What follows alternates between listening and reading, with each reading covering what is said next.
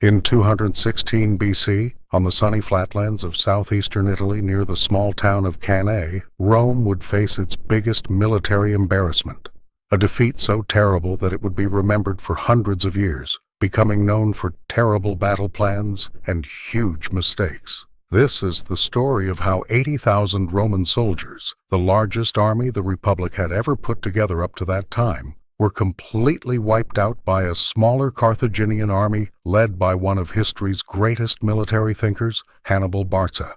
To understand how enormous this disaster was, we must first know what led up to this huge fight. Ready for the Rome in 216 BC was not yet the giant empire we read about in history books. It was a growing republic, powerful, yes, but not unbeatable. It had taken over most of the Italian area by being smart in talks, making strong teams, and when needed, using tough military force. Its armies were feared and respected, its fighting methods tested in battle after winning battle. Across the Mediterranean Sea, Carthage was the greatest danger to Rome's growing power. This old city-state from North Africa, where Tunisia is now, had built a trading kingdom that reached all across the western Mediterranean. Its ships controlled very important trade routes. Its settlements in Spain provided silver and soldiers, and its riches were as great as Rome's. It was certain that these two rising powers would eventually clash. The First Punic War, fought between 264 and 241 BC, had ended with Rome winning and Carthage losing its lands on the island of Sicily. But the bad feelings from this fight had not gone away. In Carthage, one family, the Barca family, especially hated the Romans for a long time. Hamilcar Barca, the father of this family, had fought brilliantly in Sicily, but had been forced to accept defeat because of the limits set by the Carthaginian government back home. It was this same Hamilcar who brought his 9-year-old son Hannibal to a holy altar and made the boy promise to hate Rome forever. This promise made in 237 BC would change not only Hannibal's life, but also the way the history of the Mediterranean went for the next 20 years. Young Hannibal grew up in Spain, where his father had created a new Carthaginian empire to make up for the losses in Sicily. There, learning from Hamilcar and later his brother-in-law Hasdrubal, Hannibal learned not just how to fight, but also how to deal with others, how to manage, and most of all, how to wait for the right moment. When Hannibal took charge of the Carthaginian forces in Spain in 221 BC at age 25, Rome made a big mistake by not taking this young general seriously.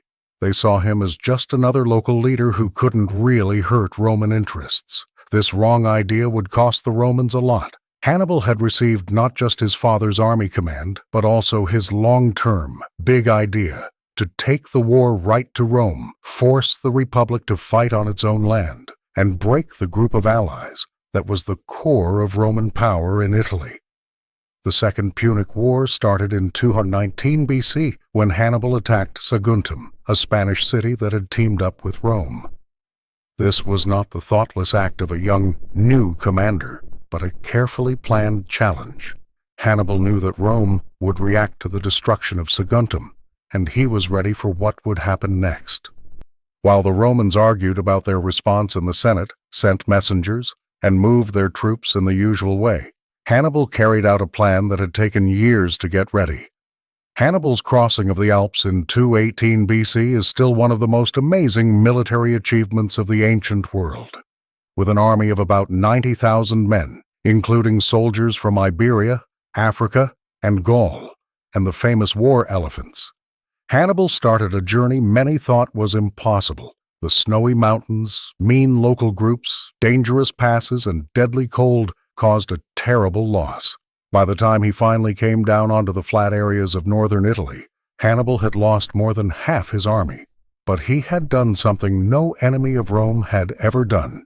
He brought the war to the very heart of Roman lands. The first fights between Hannibal and the Roman forces immediately showed the Carthaginian commanders better fighting skill.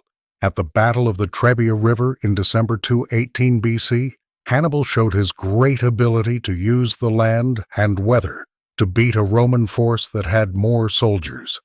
Using the river's icy waters to make his enemies weaker and carefully set up ambushes, he won a huge victory that made everyone in the Italian area talk about it. The victory at Lake Trasimene in 217 BC was even more amazing. Hannibal tricked the quick-to-act consul Flaminius into a perfect trap on the lake's foggy shores. On a morning of thick fog, the Roman armies marched straight into a trap that had been ready for days. Within hours, 15,000 Roman soldiers were dead, including the consul himself. It was a perfect example of how knowing the land well, having perfect timing, and being willing to wait could win against a larger number of soldiers. These repeated defeats caused fear in Rome. For the first time in many years, an enemy army was moving around freely on Italian soil. Trade routes were in danger. Cities that were Rome's allies began to wonder if Rome could protect them. And even the people of Rome itself started to worry about being surrounded and attacked. It was in this dangerous moment that Rome chose a major action, the choice of a dictator. Fabius Maximus, later known as Cunctator, or the Waiter, was named dictator with complete power to deal with the threat of Hannibal. His plan was completely different from the usual Roman army methods. Instead of looking for one big battle, Fabius chose a war of slowly wearing down the enemy. He would follow Hannibal from a safe distance, cut off his supply lines, attack his small groups looking for food, and avoid a direct fight. This plan, while smart for the military, was not popular with the people. The Roman way of thinking was strongly based on the tradition of fighting directly and winning through clear military strength. The idea of avoiding battle, of letting an enemy move freely in Roman territory, went against everything the Republic believed and had always done. Fabius's critics said that his careful plan was really just cowardice in disguise, letting Hannibal destroy Italy without being stopped. Public and political pressure for a more aggressive action grew every day. During the months that Fabius was using his strategy, Hannibal showed another part of his cleverness: mind games. He purposely spared Fabius's lands while destroying the lands around them. This seemingly small action had huge effects, making people suspect the dictator's loyalty and hurting his standing even more. Hannibal understood that war was not just about army methods, but also about what people thought and how brave they felt. The Fabian strategy did have some success. Hannibal's army, stuck in enemy territory, started to suffer from not having enough supplies and new soldiers. His troops, made up of hired fighters of different countries, needed regular pay and victories to stay happy. The long war without big battles began to break down the unity of his forces. However, political pressure in Rome made it impossible to keep this strategy going. When Fabius's time as dictator ended, Rome went back to the old way of having consuls elected every year. The elections of 216 BC brought to power two men who perfectly showed the public's desire for more aggressive action: Lucius Aemilius Paulus and Gaius Terentius Varro. Paulus was an experienced noble, a veteran of previous campaigns who represented the old Roman wealthy class. Varro was an ambitious commoner who had built his political career on promising quick and clear victories against Hannibal. The decision to face Hannibal in a major battle was not easy. The Roman Senate talked a lot about what they should do. There were those who argued for continuing the Fabian strategy, saying that time was on Rome's side. Hannibal would not receive many new soldiers from Carthage. His allies in Italy were few and not reliable, and his money was running low. A long war of wearing down the enemy would help Rome with its greater resources and ability to quickly raise new armies. On the other hand, people who wanted direct military action argued that Rome's political and economic state could not handle Hannibal staying in Italy forever. Every month, more Italian allies questioned how well Rome could protect them.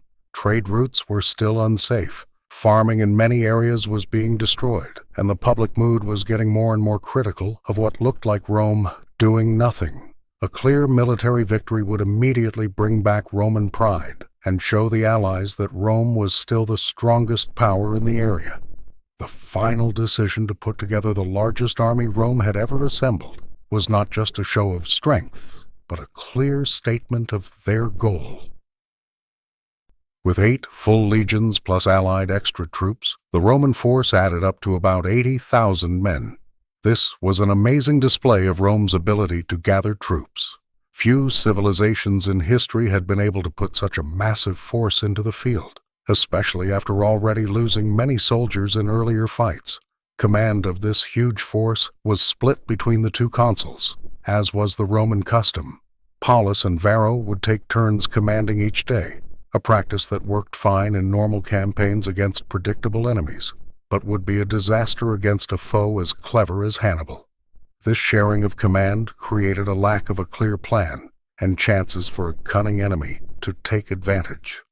While Rome got its forces ready, Hannibal did not just sit still. He had spent the winter of 217 to 216 BC, making his positions stronger, getting local allies to join him, and most importantly, carefully studying his Roman enemies. His spies and informants gave him important details about the Roman consuls' personalities, their disagreements, and the political problems within Rome. Hannibal understood that knowing the enemy meant more than understanding their fighting methods. It meant understanding how they thought, their fears, their hopes, and their weaknesses. The choice of the battle location was not an accident. Hannibal purposely set up his camp near the city of Cannae, in the Apulia area of southeastern Italy. This spot offered several good military reasons. First, it controlled important food stores that Rome needed for its army operations in the area. Second, it was on relatively flat land, which was better for Roman forces, and their preference for tight groups of foot soldiers. This second feature might seem bad for Hannibal, but he had learned to turn his enemies' apparent advantages into traps. By choosing to fight on land that usually favored the Romans, Hannibal pulled them to exactly where he wanted them to fight. The Roman commanders, seeing the flat land was perfect for their usual formations, felt sure that they would finally get the chance to use their greater numbers well. This confidence was exactly what Hannibal hoped to inspire in his enemies. The Carthaginian army getting ready to fight the Romans at Cannae was very different from the uniform legions it faced. Hannibal led a truly international army, veterans from Libya with their long spears and round shields, fierce Gallic fighters with their long swords, expert slingers from the Balearic Islands, fast and mobile Numidian cavalry, and a small but effective force of Spanish heavy cavalry. This mix, which could have been a weakness for a less skilled leader, was one of Hannibal's greatest strengths. Each part of his army had special features that Hannibal knew how to use.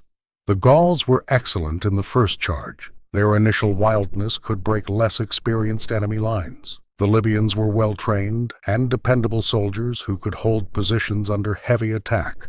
The Numidian cavalry was unmatched in speed and in bothering the enemy. The Spanish cavalry offered the needed force for decisive charges. Hannibal had spent years learning to organize these different strengths into a unified military song. Most importantly, Hannibal's troops were experienced fighters. They had crossed the Alps, fought and won at Trebia and Trasimene. They knew their commander, trusted his plans, and perhaps most importantly, had learned to work as a single team despite their different backgrounds. This battle experience was a priceless advantage against Roman forces that, though many and well-equipped, included many soldiers who had never faced Hannibal in battle. Preparing for the Battle of Cannae involved more than just putting troops in place. Hannibal spent days studying the ground, trying out different formations, and, most importantly, watching how the Roman commanders acted. He noticed that Varro was rash and likely to attack, while Paulus was more careful and organized. This information would be crucial to his plan. Hannibal's plan for Cannae was simple to understand, but brilliantly done. He planned to use the Romans' own strength against them, turning their greater numbers into a weakness. The formation he designed for this battle would later be known in history as the double-envelopment, or double pincer, a move so destructive that it is still studied in military schools around the world. In the center of his formation, Hannibal placed his weakest troops, the Gauls and Spaniards. These units would take the first and hardest Roman attack, and their job was not to hold their ground forever, but to pull back in an orderly way, drawing the Romans deeper and deeper into the center of the Carthaginian formation. On the sides, wings, hidden behind the central troops, Hannibal placed his best soldiers, the Libyan veterans equipped with weapons taken from the Romans in previous battles. The cavalry, soldiers on horseback, was placed on the far ends. On the left side, the powerful Spanish and Gallic heavy cavalry would face the Roman cavalry. On the right side, the fast Numidian cavalry would face the allied Italian cavalry. The plan depended vitally on the Carthaginian cavalry's ability to quickly defeat their Roman counterparts and then attack the Roman foot soldiers from the back. On the morning of August 2, 216 BC, as the first light of the sun shone on the plains near Cannae, two of the biggest armies of the ancient world got ready for a fight that would decide the fate of the Mediterranean. On the Roman side, 80,000 men marched in perfect formation. The legions, with their shining armor and matching shields, looked incredibly disciplined and powerful. The legions' flags waved in the morning wind, each representing hundreds of years of military tradition and conquest. It was Varro's day in command, the more aggressive consul, and this suited Hannibal's plans perfectly. The Carthaginian commander had studied Varro's personality and knew he could count on his impatience and desire for fame to make choices that would help the Carthaginian plan. Paulus, although he didn't agree with the idea of an immediate battle, could not openly disagree with his fellow consul without causing a major split in the Roman command. On the Carthaginian side, 50,000 men prepared for what they knew could be their last battle in Italy. If they lost, there would be no running away, no safe escape route. They were isolated in enemy land, surrounded by unfriendly or at best neutral people. This desperate situation oddly was one of Hannibal's biggest advantages. His troops would fight with the bravery of desperation, knowing that winning was their only hope of survival. Hannibal personally checked his lines that morning, talking to his soldiers in their own languages, reminding them of past victories, and promising them an even greater one. His presence was powerful. Even soldiers who had fought under different flags before joining him felt inspired by his confidence and determination. He was a leader who shared his men's dangers, who knew many by name, and who had often proven his ability to lead them to victory even when things looked impossible. The Roman formation followed the usual design that had served the Republic for centuries. In the center, the legions lined up in 3 rows, the hastati in front made up of the youngest soldiers, the principes in the middle, experienced soldiers in their early service years, and the triarii in the back, the most experienced soldiers who served as a final backup. On the sides, allied Italian troops gave extra support. The Roman cavalry, never the legion's strongest part, protected the far ends. This formation had worked against normal enemies, but Hannibal was not a normal enemy. He had studied Roman tactics for years, finding their strengths and weaknesses. He knew that the Roman formation relied on constant, uniform pushing from the front, that their methods assumed an enemy would fight in a similar way. His plan took advantage of exactly these assumptions when the trumpet sounded and the battle began. The first events seemed to favor Rome. The massive Roman formation moved forward like an unstoppable wave, its tight, disciplined ranks marching in perfect time. The noise was deafening, the stomping of thousands of feet marching together, the clanking of armor, the war cries of the soldiers. To people watching from far away, it must have seemed like no force on earth could stand up to such an organized display of military power. The first fight between the central lines was fierce and bloody. The Gauls and Spaniards in the center of the Carthaginian formation fought with their usual wildness, but they faced impossible odds. For every Carthaginian there were 2 or 3 Romans. Slowly, without fail, the Carthaginian lines began to pull back. To the Roman commanders, watching from the rear, everything seemed to be going according to plan. Their greater numbers were finally winning. But this retreat was not a confused scramble. It was a carefully planned move done under Hannibal's direct orders. The troops in the center retreated in a controlled way, keeping their order and formation while slowly giving ground. This movement pulled the Roman legions deeper and deeper into the center of the Carthaginian formation, exactly as Hannibal had planned. While the main event was happening in the center, equally important battles were going on the sides. On the Carthaginian left side, the Spanish and Gallic heavy cavalry, personally led by Hannibal's brother Hasdrubal, met the Roman cavalry in a fierce clash.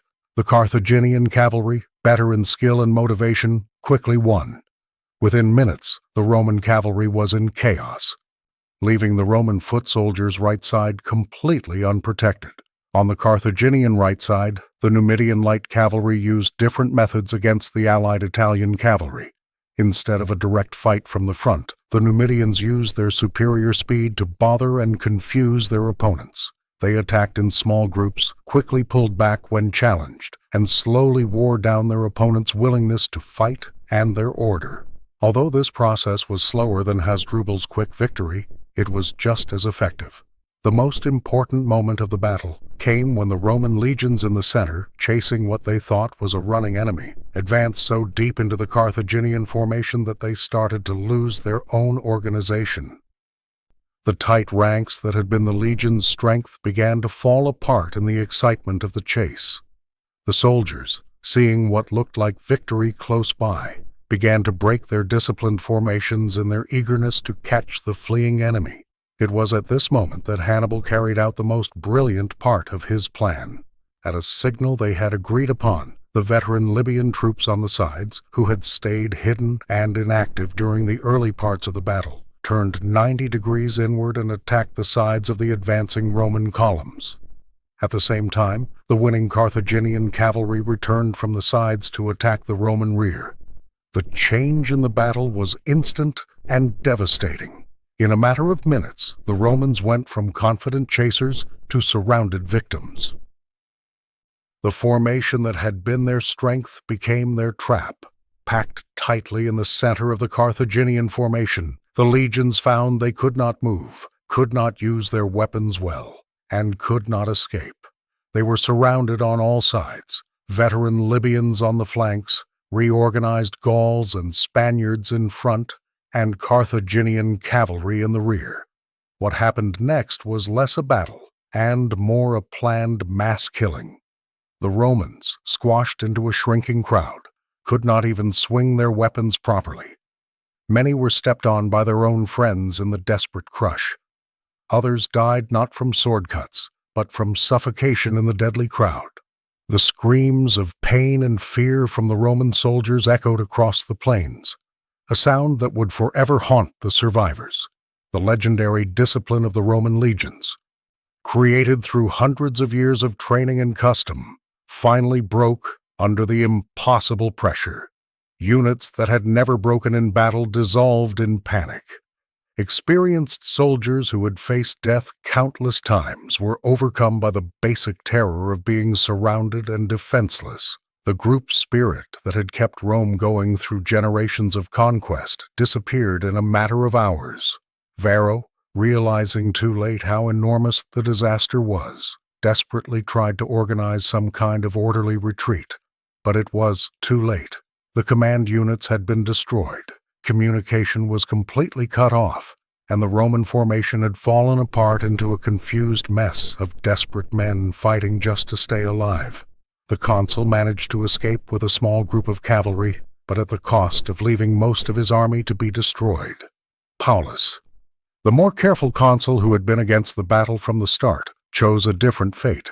Seriously hurt in the initial fighting, he refused to leave his men. According to later stories, he was found among the dead, surrounded by the bodies of soldiers who had died trying to protect their commander. His death showed both personal courage and the huge mistake that had led Rome to this disaster. The slaughter continued for hours. Hannibal, showing both his fighting genius and his cruel nature, gave no mercy. His soldiers, many of whom had lost friends in earlier battles against Rome, showed little pity. The Carthaginian cavalry chased the escapees for miles, cutting off any hope of an organized getaway. Small groups of Romans who tried to fight back were systematically hunted down and killed. As the sun set over the plains of Cannae that August night, The ground was covered with the bodies of approximately 70,000 Roman and Allied soldiers. This number represents one of the biggest losses in a single battle in ancient military history. To put it simply, Rome lost more men in one day than it would have lost in some entire campaigns in earlier times. The size of the disaster was almost impossible to understand for the Roman mind. Among the dead were the best people in Roman society. 80 senators had lost their lives, which was a massive loss for the Republic's governing body. Many officials, experienced commanders, and political leaders lay dead on the fields of Cannae. This was not just a military defeat, but a social and political catastrophe that hit the very heart of the Roman power structure. Entire families of the Roman wealthy class were wiped out in a single day. Carthaginian losses, in contrast, were relatively light, approximately 6,000 men, mostly among the Gallic and Spanish troops who had taken the first heavy blow of the battle. This difference in losses shows not only how well Hannibal's strategy worked, but also how complete the Carthaginian victory was. Rarely in military history had a smaller force caused such destruction to a larger enemy, with so few losses to itself. News of the catastrophe reached Rome 3 days after the battle, brought by exhausted messengers and shocked survivors. The first reaction was one of complete disbelief. It was simply impossible that the largest army Rome had ever put out could have been totally destroyed. When the reality of the situation finally sank in, the city was gripped by panic that was almost mass hysteria. The streets of Rome filled with crying women desperately looking for news of their husbands, sons, and brothers. Temples were packed with citizens begging the gods for protection and an explanation. How could a city that thought it was favored by the gods, protected by luck, and meant for greatness, suffer such a complete and humiliating defeat? The very Roman identity was being questioned. The Roman Senate, greatly reduced by the deaths of so many of its members, met in an emergency session. The talks were serious and desperate. Some senators argued for immediate peace talks with Hannibal, no matter the conditions. Others insisted that Rome should never surrender, that the Republic should fight to the last person if needed.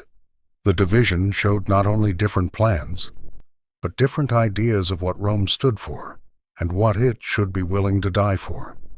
Rome's military situation after Cannae was desperate. There were no longer any big armies left in the field. The forts and army posts scattered throughout Italy were not enough to stop a determined advance by Hannibal. Rome itself was practically defenseless, protected only by its ancient walls and a small city guard. Had Hannibal chosen to march directly on the city, there was little doubt he could have taken it. Even more concerning was the reaction of Rome's Italian allies. The network of alliances built over centuries of diplomacy and conquest was rapidly falling apart. City after city that had been forced or convinced to join with Rome began to rethink their loyalty. If Rome couldn't even protect its own armies, how could it protect its allies? The betrayal of key allies began almost immediately after the news of Cannae arrived. Capua, Italy's second-largest city and one of Rome's most important allies, was the first major betrayal. Its leaders, who had long felt angry about how Rome treated them and were jealous of Rome's own special status, saw Hannibal's victory as a chance to undo centuries of being controlled. Capua's betrayal was a devastating psychological blow to Rome, showing that even its closest allies were willing to abandon it at the first opportunity. In southern Italy, several Greek cities also switched sides. Tarentum, with its excellent port and important location, opened its doors to Hannibal. These betrayals were not just for show. They gave Hannibal safe bases, extra resources, and most importantly, access to ports through which he could receive new soldiers from Carthage. For the first time since crossing the Alps, Hannibal had the possibility of regular communication with his homeland. However, it was precisely at this moment of seemingly total victory that Hannibal made what many historians consider the greatest strategic error of his career. Instead of marching immediately on Rome while the city was panicked and virtually defenseless, he chose to secure his gains in southern Italy. This decision, which at first glance seemed careful and strategically smart, would give Rome the precious time it needed to recover. The reasons for Hannibal's decision were complex and in many ways understandable. His army, though victorious, was tired after years of constant fighting. His men needed rest, new equipment, and more soldiers. Marching immediately on Rome would mean another long siege, something for which he was not well prepared without heavy siege weapons. Furthermore, his plan from the beginning had been to break the Roman alliance system, not necessarily to take Rome by force. Hannibal, one of his most experienced cavalry commanders, supposedly said to Hannibal at this point, "You know how to win, Hannibal, but you don't know how to use victory." This criticism, if it was truly made, captured a deep truth. Hannibal was an unmatched tactical genius, but his long-term overall plan had key limitations. He had believed that the humiliation of Cannae would be enough to break Roman resistance. He greatly underestimated the strength and determination of the Republic. Rome, faced with its biggest crisis since the Gallic invasion of 390 BC, reacted in a way that surprised even its own citizens.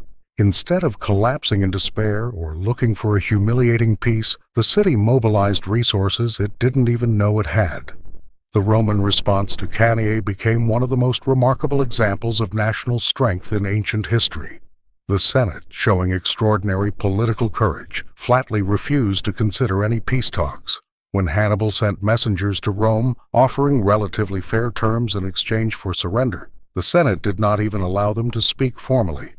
This decision was not made out of pride or stubbornness, but rather from a clear understanding that accepting a peace forced by Hannibal would mean the end of Rome as an independent power.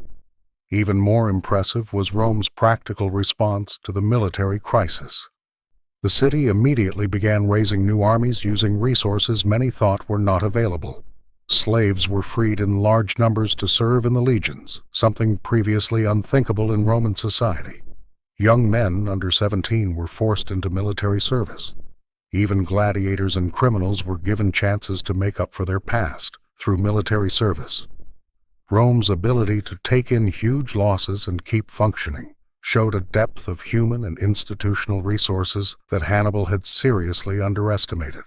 While Carthage struggled to send significant new soldiers to its general in Italy, Rome began fielding new armies only months after the total destruction of its main forces. This difference in strength would be crucial in the years to come. Roman strategy after Cannae also showed remarkable adaptability. Giving up the idea of direct fights that had led to disaster, Rome returned to a changed version of the Fabian strategy. Many smaller armies would constantly bother Hannibal, attack his supply lines, and avoid decisive pitched battles. This approach realistically recognized that Rome could not defeat Hannibal in a direct battle, but could slowly wear down his forces through a long war of attrition. At the same time, Rome started a systematic campaign of diplomacy and military action to win back its disloyal Italian allies.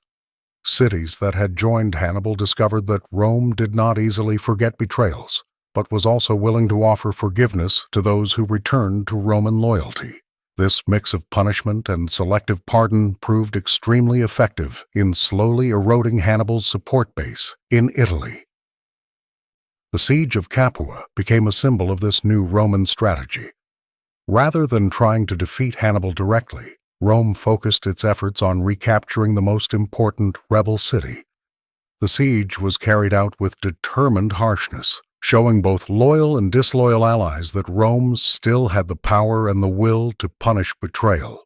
When Hannibal tried to break the siege by attacking Rome directly, the Roman commanders kept strict discipline, refusing to abandon Capua, even with the enemy right outside their capital.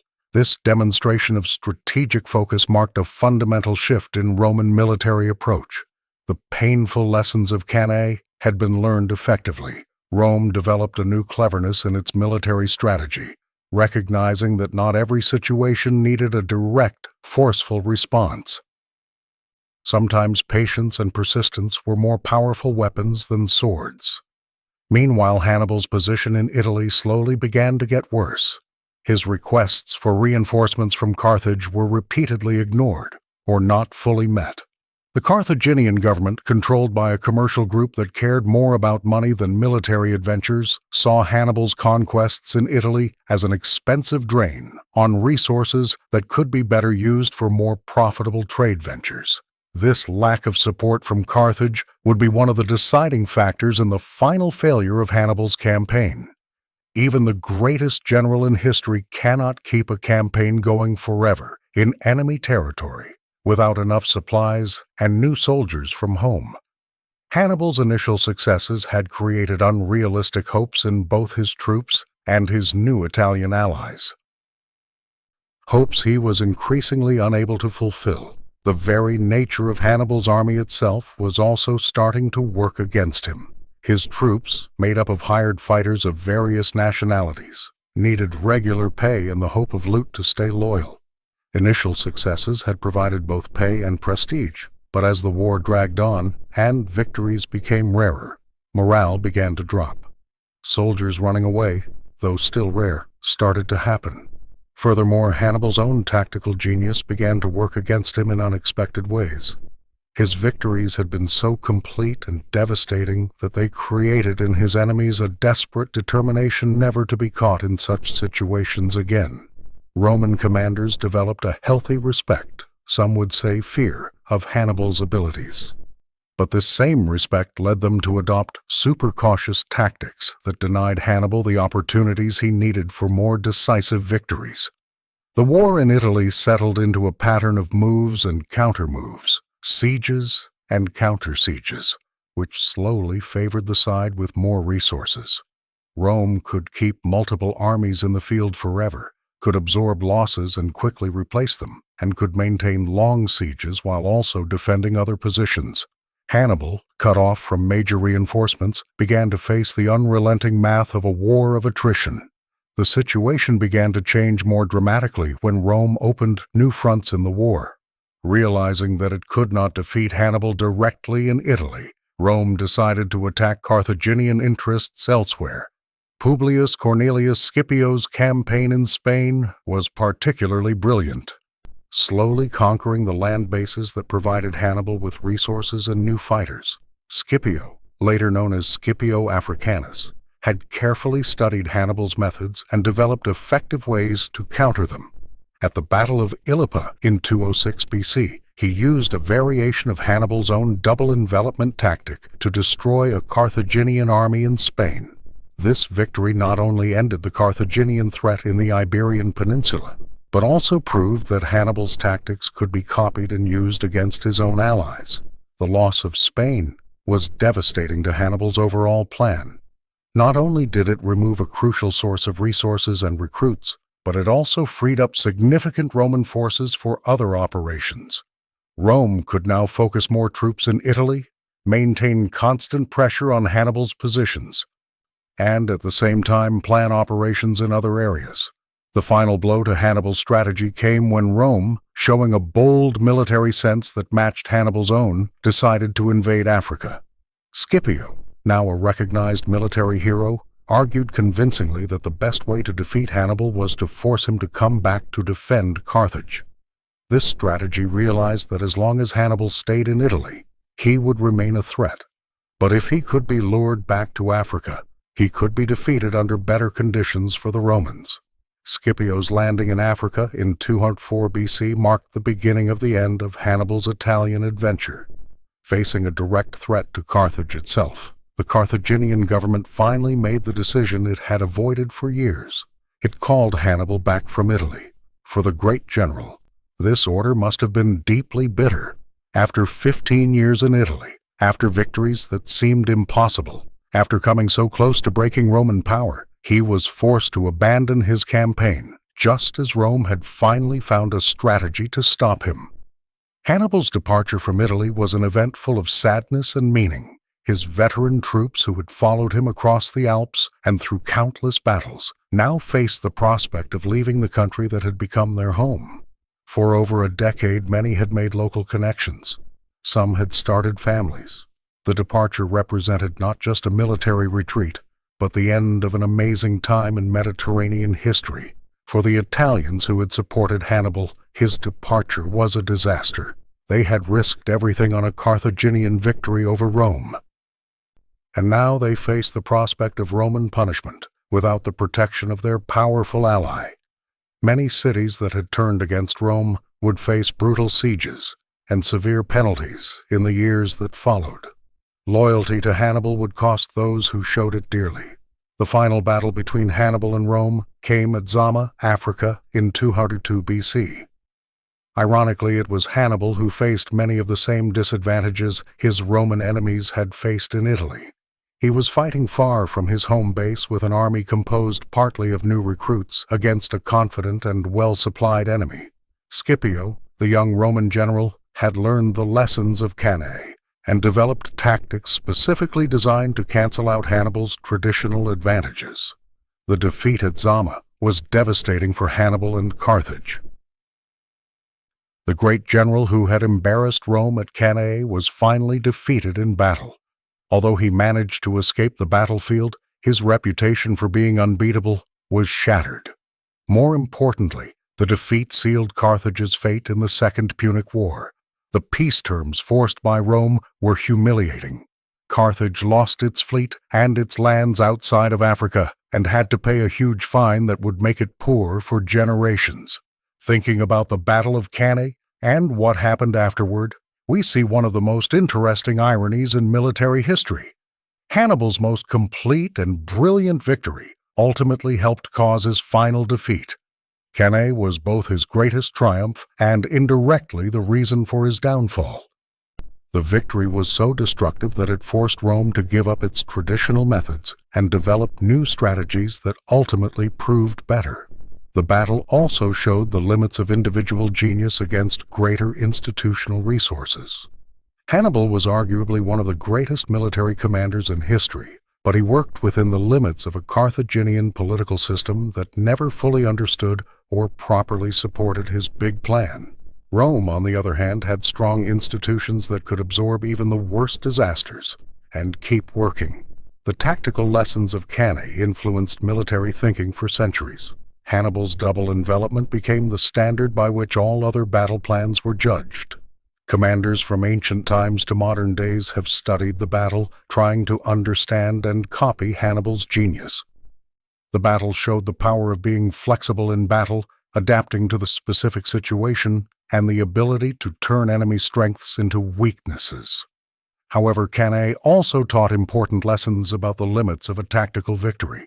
One battle, no matter how brilliantly fought, can rarely decide an entire war, especially against an enemy with more resources and an iron will. Long-term strategy, the ability to keep up prolonged efforts, and solid institutional support often prove more decisive than individual fighting genius. For Rome, Cannae became a painful event that shaped its military mindset for generations to come. The phrase, "Hannibal at the gates," became known as a sign of deadly danger in Roman talk. The battle taught Rome that it was not unbeatable, that its military superiority was not guaranteed, and that being careless could lead to terrible consequences. These lessons helped the Republic greatly in the decades and centuries that followed. The memory of Cannae also fueled a desire for revenge that deeply influenced Roman-Carthaginian relations for the rest of history. The shame suffered in 216 BC was never forgotten or forgiven. When Rome finally had the chance in the Third Punic War to totally destroy Carthage, the memory of Cannae was one of the reasons. The city that had produced Hannibal was literally leveled to the ground, its people killed or enslaved, and salt was scattered over its ruins. For Carthage, Cannae represented both its highest point and the start of its decline. The victory proved that Carthage could produce military leadership as good as any in the Mediterranean world.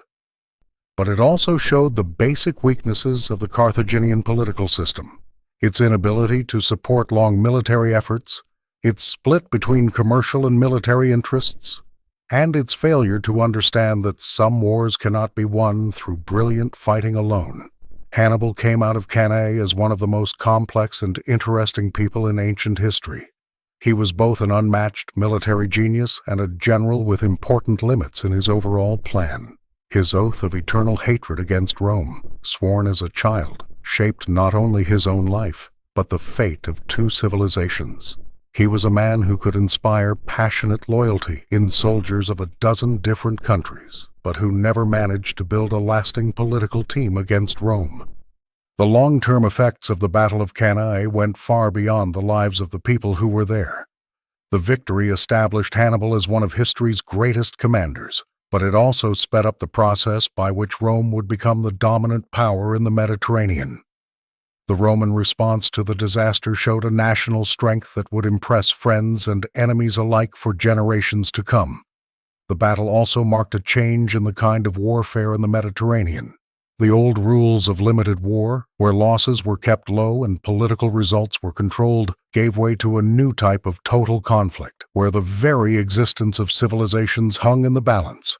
Cannae was one of the first examples of this new reality, where the complete destruction of entire armies became not only possible, but desired. For modern students of military history and strategy, Cannae offers timeless lessons on leadership, fighting methods, and the complex relationship between military ability and political power. The battle shows how a brilliant leader can overcome huge material disadvantages through careful preparation, a deep understanding of the enemy, and innovative fighting execution. But it also shows how even the most amazing victories can be empty, if not followed by a sound political strategy. The battle continues to be studied in military schools around the world, not only as an example of brilliant tactics, but as a lesson in the complexities of warfare. Modern commanders study both Hannibal's successes and his later failures, recognizing that valuable lessons can be learned from both. In conclusion, the Battle of Cannae remains one of the most studied and admired battles in military history. It represents the peak of tactical genius, showing how exceptional leadership, careful planning, and new fighting ideas can win against seemingly impossible odds. But it also serves as a serious reminder that tactical victories, no matter how brilliant, must be followed by a good political strategy to have lasting meaning. The question that started our journey, why Rome's greatest army fell to Hannibal, finds its answer in the complex mix of individual genius, strategic mistake, institutional pride, and the harsh realities of war.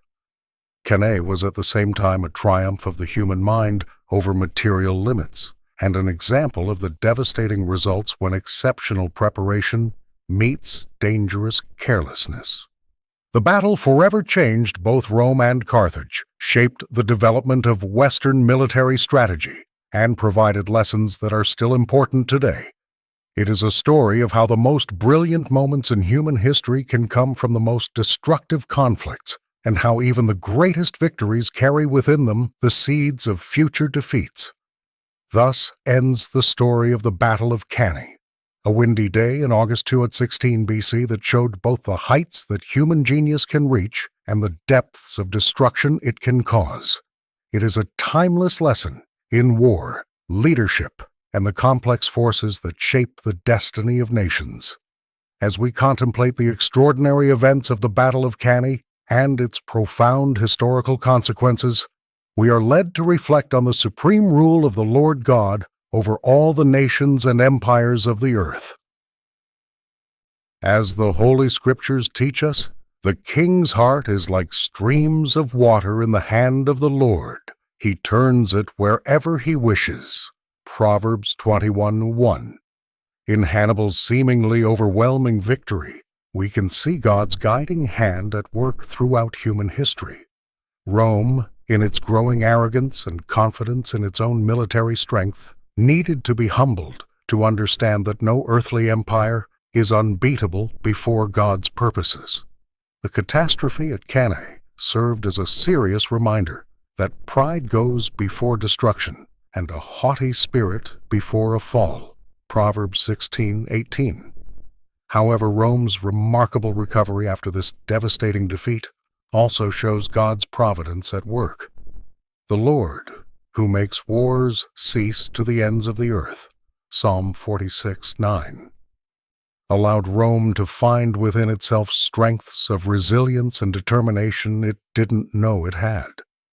This resilience was not just human, but reflected God's eternal purposes for the nations. We must recognize that the Lord God, in His endless wisdom, uses both victories and defeats to shape the course of history according to His sovereign will. Hannibal, in all his military genius, was an instrument in the hands of the Almighty to correct Roman pride and teach lessons of humility. At the same time, Rome became the divine instrument to demonstrate that no human victory, no matter how brilliant, can stop the Creator's eternal plans. The human tragedy of Cannae, with its tens of thousands of dead, reminds us of the fragility of human life and the need to recognize our total dependence on the Lord.